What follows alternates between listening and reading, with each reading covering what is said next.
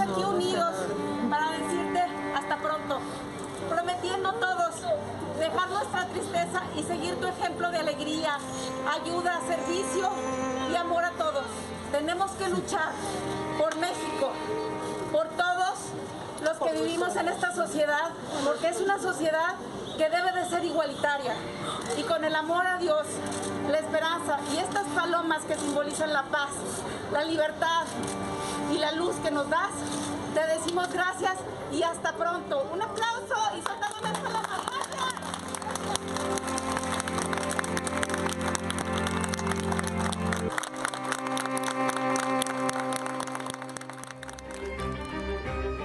Buenas noches, abrimos con esa imagen. En la tarde, el cuerpo de Luz Raquel fue enterrado en los jardines del Recinto de la Paz, en Zapopan.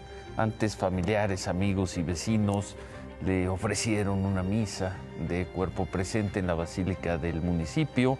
Esta mujer a quien quemaron, al parecer porque unas personas, vecinos, no les gustaba cómo se quejaba, cómo lloraba, cómo reaccionaba el hijo de esta mujer, un hijo con problemas de epilepsias, en fin, con problemas de salud, no les gustaba, amenazaron a la mamá, la quemaron y la mataron. Pero la nota de este jueves es, y se mantiene hasta este momento, es la huelga de trabajadores de Telmex, más de 10 horas, rumbo a las 11 horas. Es la primera vez en 37 años, la primera vez desde entonces que Telmex se enfrenta a una huelga, primera vez desde que la empresa está en manos de la familia Slim y el grupo Carso. Son casi 25,000 empleados en activo y más de 30,000 jubilados los que estallaron la huelga. De acuerdo con el sindicato, se fueron a la huelga porque Telmex habría violado el contrato colectivo de trabajo. Ellos argumentan que la empresa no cumplió con la contratación de casi 2,000 trabajadores, con aumentos salariales y porque no paga al 100% la jubilación a los trabajadores de nuevo ingreso. Lo último que informó la empresa, Telmex, fue esto. Telmex garantiza, lo hizo a través de un comunicado, Telmex garantiza la calidad y continuidad de todos sus servicios de telecomunicaciones gracias a su tecnología de última generación, que Telmex mantiene una relación de respeto con su planta laboral y hasta el momento la empresa no ha dicho más, casi 11 horas de huelga.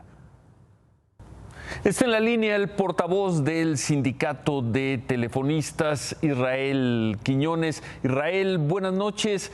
¿Hay posibilidad de que esta noche se levante la huelga? Buenas noches.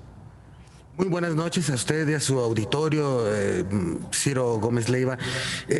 Mire, esta noche seguramente no se va a levantar la huelga.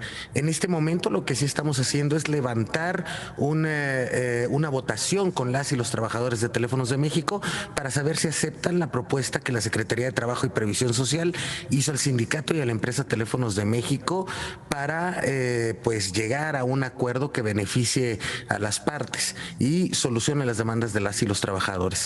Pero difícilmente se va a levantar en las próximas horas. En las próximas horas valdría la pena ver hasta el día de mañana al mediodía el resultado de la votación y los acuerdos que puedan alcanzar tanto nuestro secretario general, el compañero Francisco Hernández Juárez, con la representación de la empresa y la titular de la Secretaría de Trabajo y Previsión Social. La empresa ha insistido que para los usuarios el servicio está garantizado más allá de lo que tome esta negociación para levantar la huelga. ¿Es así? ¿Es el punto de vista también del sindicato? Sí, de hecho el sindicato también ha promovido que los usuarios no pierdan sus servicios. Como trabajadores y como ciudadanos, pues sabemos que en estos momentos, sobre todo en los que todavía hay pandemia, pues es importantísimo que las y los ciudadanos tengan acceso a las tecnologías de la información y la comunicación por medio de la conexión web. Una de las decisiones más importantes es que no se bajó el switch, como coloquialmente se dice en estos momentos. Pues ojalá, estamos al pendiente, si hay información, lo buscamos más adelante. Muchas gracias, Israel, por esta información. Suerte, mucha suerte a ustedes, mucha suerte a la empresa, suerte. Gracias, Israel. Muchísimas gracias, muy buenas noches.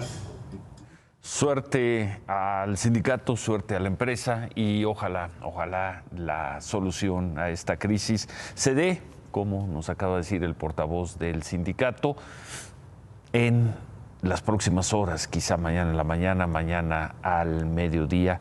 Primera vez en 37 años que estalla una huelga en Telmex, que era una empresa propiedad del Estado y que a finales de los años 80, desde finales de los años 80, principios de los 90, pasó a manos del grupo Slim, de la familia Slim, del grupo Carso.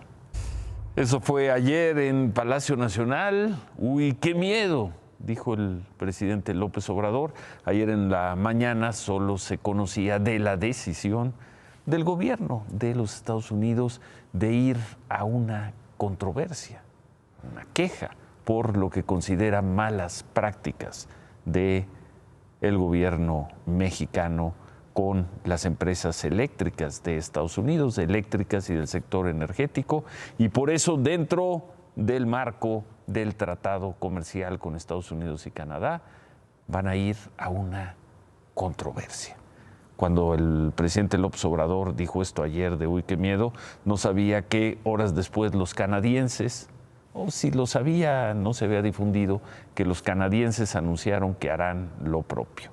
El gobierno, eso fue ayer, hoy el gobierno mexicano insistió en que defenderá su postura ante esta disputa comercial, pues que se viene ya inevitablemente con los gobiernos de Estados Unidos y Canadá por la política energética que, según estadounidenses y canadienses, el gobierno mexicano está aplicando en un sentido que no respeta lo que México firmó en el tratado comercial.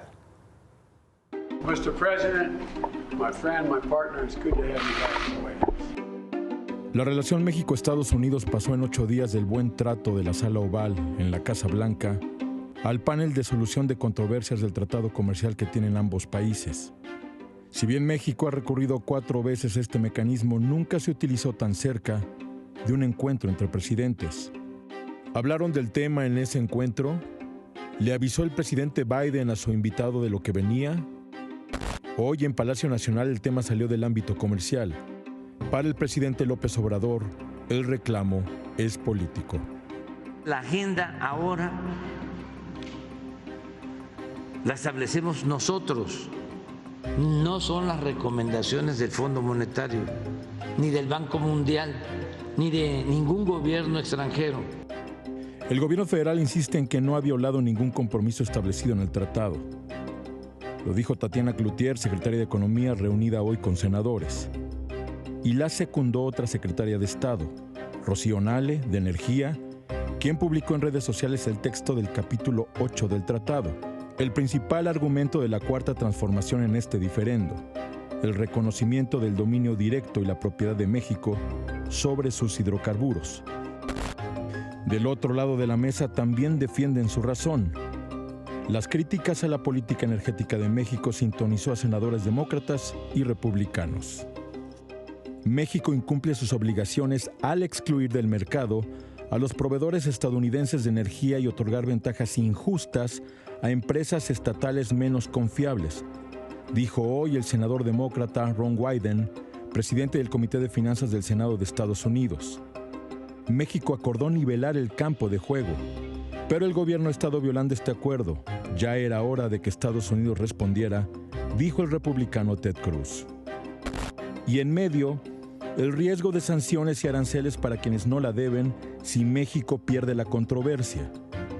La industria de autopartes nacional, cuarta fabricante a nivel mundial, los productores de aguacate, líderes en cultivo y exportación a nivel mundial, la agroindustria de moras, cuarta productora en el planeta. Pero no se resignan y piensan que van a imponerse. No, nosotros no nos vamos a dejar. Bueno, el desacuerdo sobre política energética, como decíamos, no es solo con Estados Unidos, de Estados Unidos con México. Canadá ya planteó sus razones para solicitar sus consultas sobre el tema. ¿Fue una casualidad en el tiempo?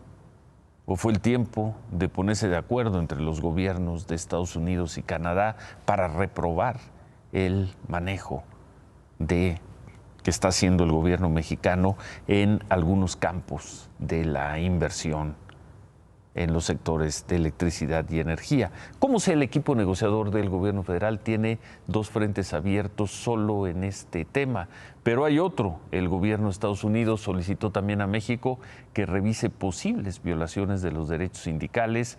Esto parte de los protocolos laborales suscritos en el tratado comercial, otra vez con Estados Unidos y Canadá. Ahora es por una queja de los trabajadores de la planta de autopartes BU en Piedras Negras. Dos sindicatos ahí ya pidieron revisar si se les están negando los derechos de libre asociación y negociación colectiva. Esta solicitud es la quinta que se hace dentro del mecanismo laboral en estos 2 años que ha operado el nuevo tratado comercial. Bueno, y hablando de Estados Unidos, por cierto, hoy el presidente López Obrador, antes de hablar de Estados Unidos, dijo que el equipo mexicano para atender cuando menos el diferendo con Estados Unidos, lo formarán la secretaria de Economía, Tatiana Cloutier, el canciller Marcelo Ebrard, y regresa el negociador de la parte final del tratado comercial, hoy embajador de México en China, el señor Jesús Seade. Ahora sí, Estados Unidos, bueno, veíamos al presidente Biden, hoy se informó que dio positivo a COVID, es la primera vez que se contagia. La Casa Blanca informó esta mañana sobre el contagio y subrayaron que está vacunado, que tiene 2 dosis de refuerzo y que los síntomas eran muy leves. Y bueno, pues esta es la información, más, como decíamos, el regreso de Jesús Seade según anunció hoy el presidente López Obrador, quien fuera jefe del gobierno mexicano en la negociación del TEMEC, regresa al equipo negociador. Pero antes de él, cuando todavía estaba el gobierno de Enrique Peña Nieto, el jefe de la negociación del Tratado Mexicano era Ildefonso Guajardo. Hoy, Ildefonso Guajardo calculó que sí se demuestra que México incurrió en faltas graves al tratado comercial, el costo económico para el país rondaría los 30,000 millones de dólares. ¿Cuánto dinero son 30,000 millones de dólares? Pues serían unas 2/3 partes de lo que México está recibiendo al año por remesas. Es mucho dinero. El consorcio Bloomberg es poco menos pesimista. Calcula el costo en unos 22,000 millones de dólares. Por donde se le vea, es una barbaridad de dinero. Bueno, y a esta preocupación de los inversionistas extranjeros, en este caso los inversionistas en el sector energético, hay que sumar la de los productores y ensambladores en el centro del país. Preocupación que en buena medida se da por hechos, marcan imágenes como esta, que de acuerdo con pobladores y nuestros reporteros se han vuelto rutinarias alrededor de Celaya, en Guanajuato. En este caso es el robo de camionetas de lujo como esta BMW que le fue arrebatada hace 2 días a un chofer, a un escolta. El hecho se dio en una gasolinera en Cortázar, que es el municipio siguiente de Celaya, camino a León, para ubicarlo. Es una zona agrícola e industrial de primer orden en la región y en el país, pero es también una de las regiones más violentas e inseguras, y pasan los años y lo sigue siendo. Porque a pesar de una creciente presencia policíaca y militar, las bandas de robo de autos de lujo, pues ahí las tienen, no se sienten intimidadas. Y en algunas ocasiones el robo del auto se convierte también en secuestro, como al parecer, ahí está, vuelven a meter a la persona al auto, se baja, es un chofer, es una escolta, le apuntan a la cabeza y lo vuelven a meter al auto. En este caso que estamos viendo, el chofer, el escolta, fue liberado en buenas condiciones poco después del robo. Solo en Celaya, no contamos los municipios contiguos, no contamos a Cortázar, solo en Celaya se denunciaron 216 robos de vehículo con y sin violencia en el primer semestre. 216 en lo que llevamos del año da más de un robo de coches, muchos de ellos coches de lujo, al día, solo en Celaya. Bueno, y hablando de cifras, vamos a recuperar estos datos de la encuesta de percepción de inseguridad que dio a conocer el INEGI el martes y que presentamos acá. Es confianza en las autoridades o corporaciones.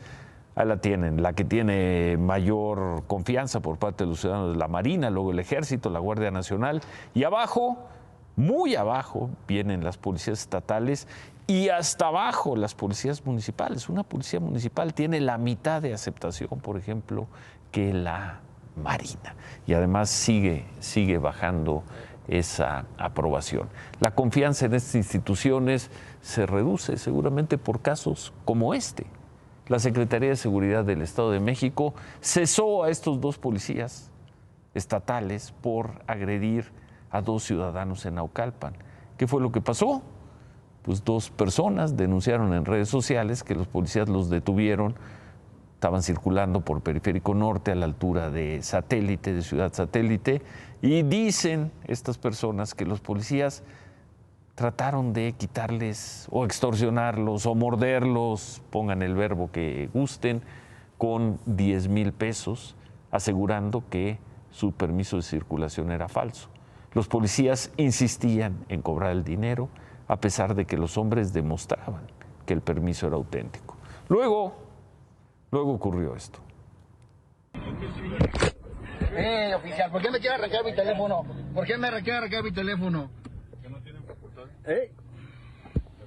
No. Estamos violando las disposiciones como de costumbre porque vienes de otro estado.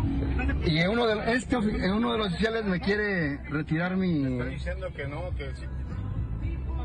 Pues, ¿qué pasó? ¿Dónde? Mire. Con el señor Fernández. ¿Qué pasa con su puta madre? Mire. ¿Qué me estás golpeando, cabrón? ¿Por qué me golpeas? No es casual que las policías estatales y municipales, esas que dicen que no tienen los recursos para enfrentar a los grupos criminales, por lo que necesitan el refuerzo del Ejército, de la Marina, de la Guardia Nacional, no es casual. Después de ver imágenes como esta,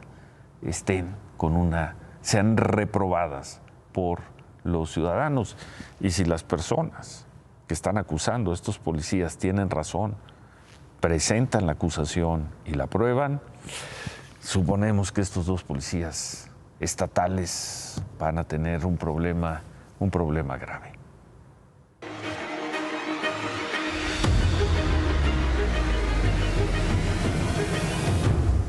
El lunes informamos sobre el asesinato del joven Eric Andrade, un médico que recibió, pues se dice que 7, 8 disparos en la cabeza mientras estaba haciendo sus trabajos de servicio social en un hospital del poblado El Salto, en Durango.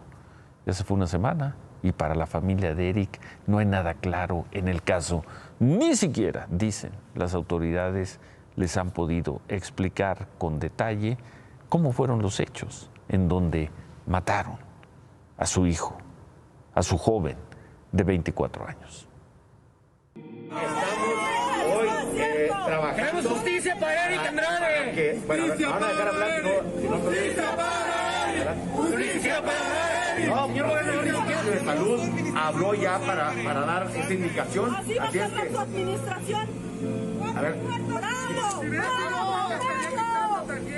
Yo fui, o sea, me está señalando a mí como responsable de la... No, por favor. A ver, por eso estoy poniendo orden. Estoy poniendo orden, por eso estoy actuando, por eso tenemos una persona detenida. Entonces, creo que las cosas hay que hablarlas como son. Se cumplió una semana del asesinato del médico Eric Andrade en el Hospital Integral del Salto en el municipio de Pueblo Nuevo, Durango. Y hasta el momento, para la familia del joven, la investigación parece no tener resultados. Apenas hoy el fiscal del estado, Daniel Rocha, se reunió con el padre de Eric. Sin embargo, el fiscal no aclaró sus dudas sobre lo que pasó el viernes con el joven de 24 años, quien estaba a 15 días de terminar su pasantía. Hasta este momento, oficialmente, yo desconozco prácticamente todo lo que sucedió con mi hijo, el doctor Eric. Ni siquiera sabemos qué pasó. No tenemos una carpeta de investigación. Mientras el gobierno estatal asegura que Eric fue asesinado en una riña entre dos pacientes drogados y alcoholizados, el gobierno federal informó que Eric murió cuando un grupo armado entró al hospital y atacó a uno de los pacientes que atendía.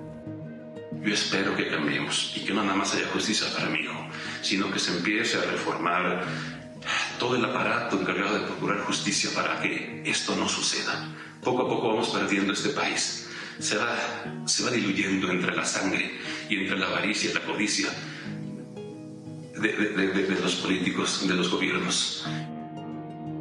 Hasta el momento solo se ha detenido una sola persona, José Florentino, quien sería uno de los que le disparó en la cabeza a Eric y quien fue detenido horas después del asesinato. Del otro responsable reconocido por las autoridades, no se sabe nada a una semana del ataque. Aquí lo que queremos es no más muertes, no que nos manden hasta la sierra. ¿Para qué? Para que nos maten, para que ya no ejerzamos nuestra profesión que con tanto cariño, con tanto esfuerzo de nuestros padres hemos venido haciendo.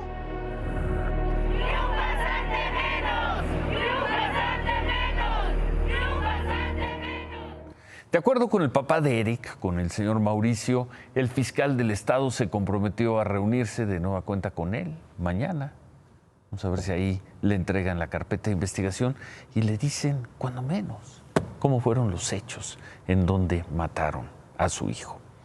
La gobernadora de Campeche, Laida Sansores, vino a la Ciudad de México para reunirse con el titular de la Unidad de Inteligencia Financiera, con Pablo Gómez. Laida Sansores difundió esta fotografía en sus redes sociales. Visité a Pablo Gómez para darle seguimiento a nuestros planteamientos. No especificó qué planteamientos le hizo a la Unidad de Inteligencia Financiera, pero pues a juzgar por la fotografía y por el tuit de Laida Sansores, la siguen arropando bien, pese a que hay muchos especialistas y que en algún momento la propia Fiscalía General de la República cuestionó la difusión y la gran publicidad que está haciendo de grabaciones ilegalmente obtenidas. Veíamos al inicio del programa imágenes del sepelio de Luz Raquel Padilla, esta mujer que fue quemada viva en un parque de Zapopan, Jalisco, el fin de semana, que murió ayer. Hoy la Fiscalía de Justicia del Estado informó que fue detenido el vecino identificado como Sergio Ismael. Esta persona, y así lo informamos anoche, había acudido a declarar de manera voluntaria, pues Luz lo había denunciado por amenazas y agresiones, pero en la investigación que hizo la Fiscalía estableció que, no había por qué detenerlo. Más tarde, cerca de la medianoche, se estableció que Sergio agredió física y verbalmente a Luz el 5 de mayo luego de un incidente con ella. Por esa razón, Sergio Ismael quedó detenido, no por lo pronto, no por el feminicidio de Luz, que, dice la autoridad, se sigue investigando. Y aquí en la Ciudad de México, integrantes del grupo feminista Libres Ya fueron a Palacio del Ayuntamiento, a la sede del gobierno de la ciudad, para exigir la libertad de dos mujeres detenidas en abril, cuando se desalojaron las oficinas de la Comisión Nacional de Derechos Humanos, unas oficinas, una casa que tiene la comisión en el centro de la ciudad. Las manifestantes llegaron temprano, a las 6, para pedir una audiencia con la jefa de gobierno, con Claudia Sheinbaum. No obtuvieron respuesta, se quedaron ahí y cerca de las 9 quemaron una figura de cartón de un policía, pintaron, ahí está, el edificio, las placas, los escudos de los policías que resguardaban el edificio y pues se dio este momento.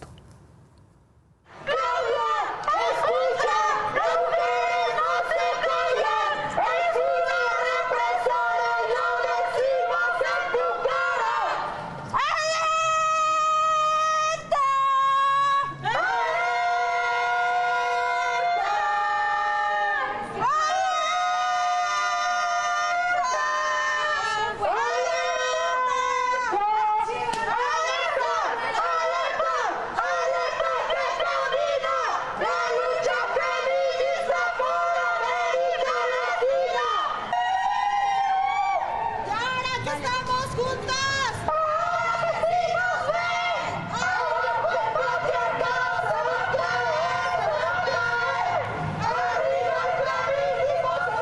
Pues regresaron estas protestas. Luego de las imágenes que veíamos, las manifestantes leyeron un pronunciamiento y se retiraron. Antes de seguir con la información, por cierto, y hablando de estos temas que tienen que ver con agresiones, con asesinatos, agresiones a mujeres, con feminicidios, con abusos, la Federación Mexicana de Fútbol separó de su cargo a la entrenadora de la selección femenil sub-20, la exfutbolista Maribel Domínguez, y a todo el cuerpo técnico luego de una denuncia por acoso sexual que hizo una de las jugadoras. Todas estas personas fueron separadas de su cargo mientras se lleva a cabo la investigación. La Federación no dio más detalles sobre el caso ni a quién acusaría por acoso, o sí la participación de Maribel Domínguez, una persona importantísima en la historia del fútbol femenil mexicano, si su participación fue directa o encubrió a alguien del cuerpo técnico. Javier Alarcón se va a encargar de este tema en unos momentos. Los fiscales generales de Estados Unidos y México acordaron seguir trabajando para conseguir la extradición de Rafael Caro Quintero, detenido el viernes en un poblado del municipio de Choix, en Sinaloa. El Departamento de Justicia informó que el fiscal Merrick Garland habló por teléfono con el fiscal Alejandro Gertz y que acordaron ellos dos seguir colaborando en investigaciones criminales y enjuiciamientos de delitos transfronterizos. Y en otras cosas, vamos a ver esta imagen. ¿Qué diablos está pasando en México? Una discusión entre un automovilista y un repartidor de comida, grabada en la colonia Ampliación Ejidal, San Isidro. Esto es Cuautitlán Izcalli, Estado de México, hechos de antier. Eso es de la semana pasada, miércoles de la semana pasada. Ahí se observa cómo luego de discutir, el conductor del auto rojo empuja al repartidor y lo tira fuera del puente vehicular que conecta hacia la autopista México-Querétaro. Ahí ya lo tiró. Esta tarde la Fiscalía del Estado de México informó que el repartidor, identificado como Guillermo, 26 años, este es el lugar cercano a la autopista México-Querétaro donde lo aventaron. El joven tuvo una fractura en la tibia izquierda. Primero fue atendido en el hospital de alta especialidad en Lomas Verdes y ahora se recupera en su casa en Coacalco. Hasta el momento no ha declarado debido a su fractura. ¿Qué diablos pasa en México?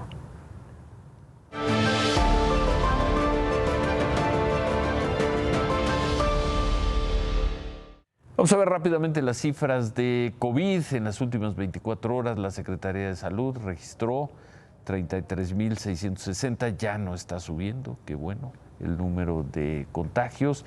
Tampoco se ha dado la curva hacia abajo, pero bueno, dejó de subir. Por tercer día consecutivo se registraron más de 100 personas muertas. Las registró la Secretaría de Salud. Vamos a hacer una pausa, regresamos con actualización sobre la huelga en Telmex y con este caso de el supuesto abuso o agresión sexual en el fútbol femenil mexicano. Regresamos con Javier, regresamos con la huelga de Telmex. Volvemos.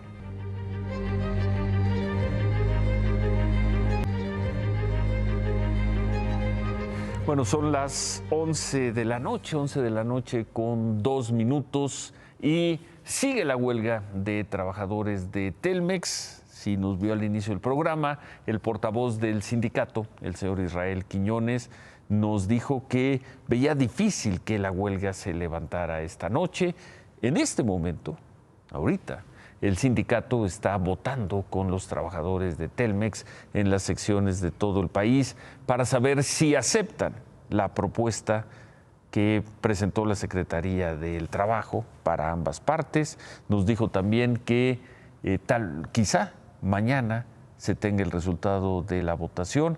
La propuesta que se está votando es sencilla, es la de instalar una mesa técnica y a cambio del compromiso de instalar esa mesa para revisar los puntos que preocupan al sindicato y lo llevaron a la huelga, a cambio de la instalación de esa mesa, se levantaría la huelga. En esa mesa participarían 3 representantes del sindicato, 3 de Telmex y desde luego funcionarios de la Secretaría de Trabajo como mediadores.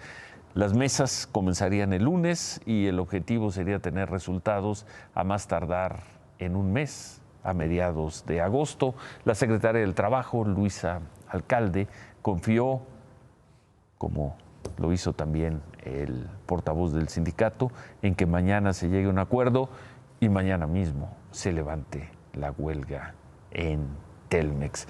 ¿Qué pasa con el fútbol femenil? Estas acusaciones de acoso, de abuso, ¿de qué, Javier? Ciro, amigos, regresamos con este caso. Algo grave, algo delicado está pasando con la selección femenil, la juvenil, porque quitaron a la entrenadora, por lo menos por el momento. ¿Qué hay ahí? ¿Maltrato, acoso? Pero no hay culpables hasta ahora. Regresamos con eso. Qué historia también en el fútbol. Gracias, Javier. Se quedan con ¿Qué importa? Buenas noches. Ánimo.